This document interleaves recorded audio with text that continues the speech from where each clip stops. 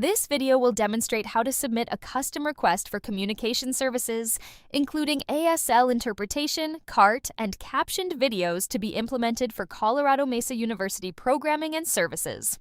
The custom request form should be completed at least 5 business days before the event in need of services. Navigate to the Communication Access Custom Request link found on the EAS webpage. On the contact information page of the custom request, enter a valid email that can receive an authentication code and will be used for communication to coordinate services. Select Find Your Account. You will have the option to either find the previously created account associated with the email address or to create a new account. When creating an account, the sponsor detail page will appear and require a contact person be named. The contact listed should be the person coordinating services. Later in the form, you will be asked to name the individual requiring services. If the event or the contact person is associated with a specific department at CMU, please indicate this in the department field. List the phone number for the contact person. Select Create Account once all fields are filled. All users, first-time account creators, and returning users will be prompted to provide the authentication code sent to the email entered on the first page of the custom request. After verifying the code for the account authentication, all users will be taken to the custom request landing page.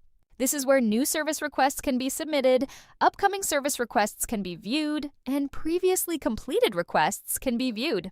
Select the Add New Request to complete the custom request form. First, complete the event information, including the event name, any special speakers, the date of the event, and the start and end times. If the event is scheduled to span multiple days, indicate this in the List of Questions section. Specify the location by detailing the address and/or specific building and room number, or provide the link to the event if it is virtual.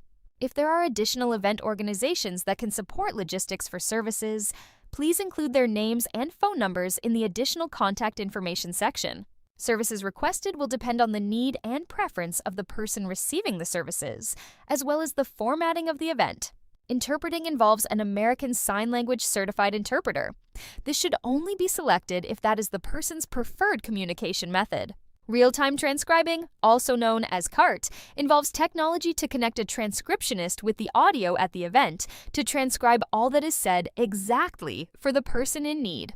Again, consideration should be given to the recipient's communication preferences when selecting.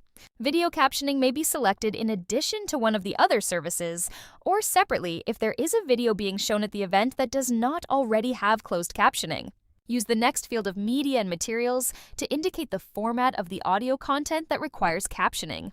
The additional note field can be used to provide any other pertinent details about the event or the person needing communication services.